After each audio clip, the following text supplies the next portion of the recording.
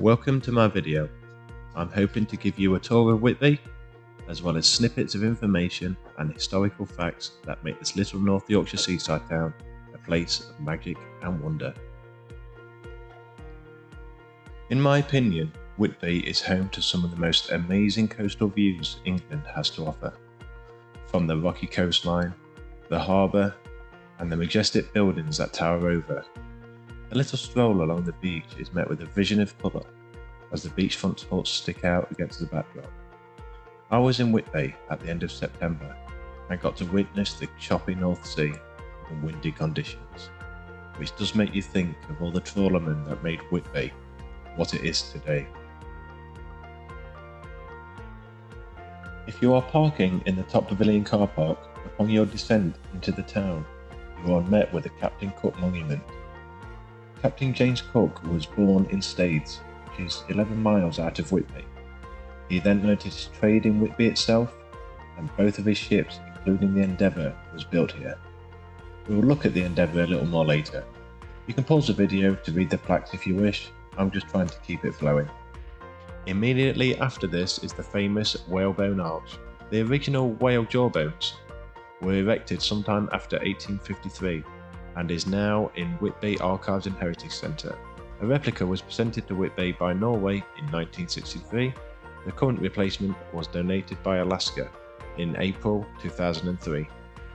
As you head into the town from the sea to the harbour, there are plenty of restaurants, arcades and shops to keep you busy.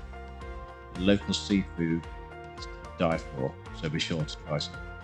You can even have your lunch or a few drinks on board Captain Cook's mighty Endeavour, which is child and dog friendly.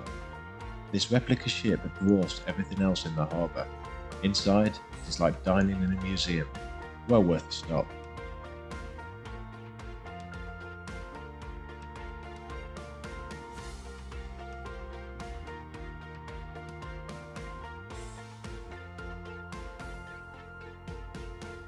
Speaking of food, the Magpie Cafe is one of the most famous fish and chip shops in England.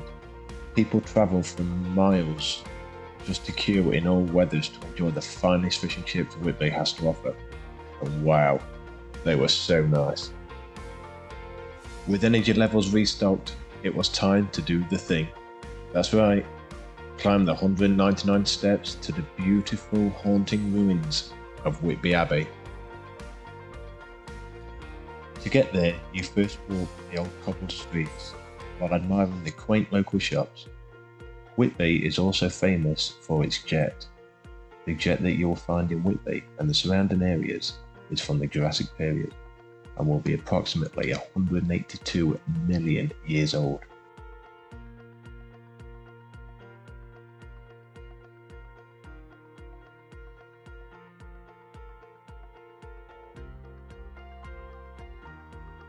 Upon entering the graveyard of St Mary's Church, you are met with a 20-foot tall Celtic stone cross, known as Caedmon's Cross.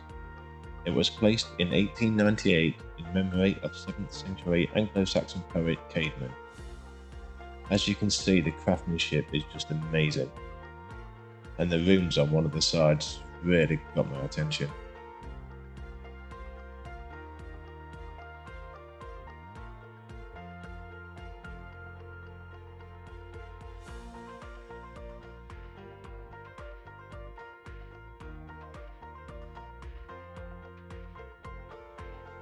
Onto the church.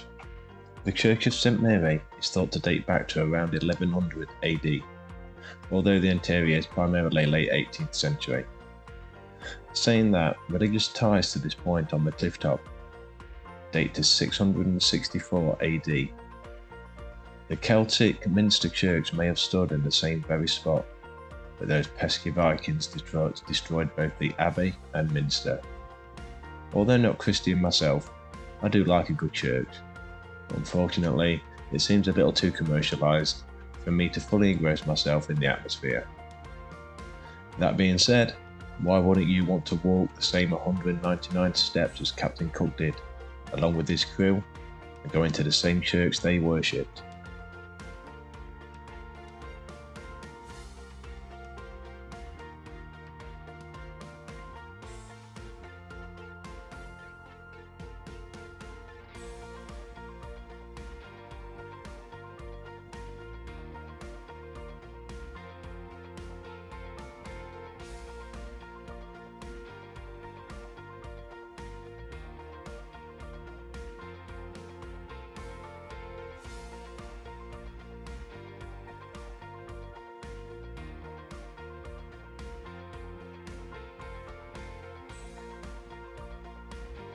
Now it's time to get spooky. I think everyone would like a walk around this old graveyard, with its crooked, worn headstones, to the amazing clifftop views looking down onto the town of Whitby. In the graveyard itself, the eagle-eyed may spot skull and crossbones. These are seeping in myths, tales and legends. Are they pirate graves? Maybe Freemasons? Or the grave in which Dracula sheltered from the light? What you choose to believe is totally up to you. I like the most absurd myself. It keeps my imagination young. This nicer leads on to the main man himself, Dracula. It is also widely known that Bram Stoker, the author of Dracula, was inspired by his stay in Whitby, sitting in the grounds of the graveyard with the haunting abbey overlooking. It is all mentioned in the story.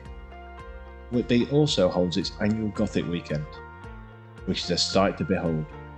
If you want to fully immerse yourself in the spooky side of Whitby, you've got to visit at that time of year. The abbey itself was founded in 657 AD by the Saxon king of Northumbria. In 867, Whitby Abbey fell to the Viking attack and was abandoned until 1078, when it was refounded by Rainford, a soldier monk, under the orders of his protector, the Norman William de Percy. The second monastery lasted until it was destroyed by Henry VIII in 1540. The abbey then fell into ruin and was mined for stone, but remained a prominent landmark for sailors. Time is getting on now, but before you turn in for the night, why not try a spot of crabbing on what could be the oldest pier in the world? This is where the ship that Dracula was on, heading for London, came ashore. When the tide comes in, it is a perfect place to cast a line. I'll let you into a little secret. Smoky bacon is a very good bait. Whitby Harbour crabs are not edible, so please do this with respect and return your little friends to their home via the shoreline.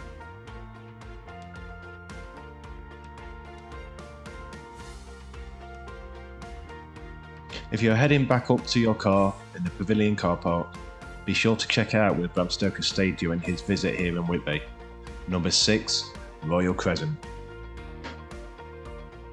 That concludes my little video of Whitby. I hope you enjoyed it. Feel free to leave a comment on what is your favourite things to see and do in Whitby. My next video is Robin Hood's Bay. Be sure to subscribe and turn on notifications to know when it's out.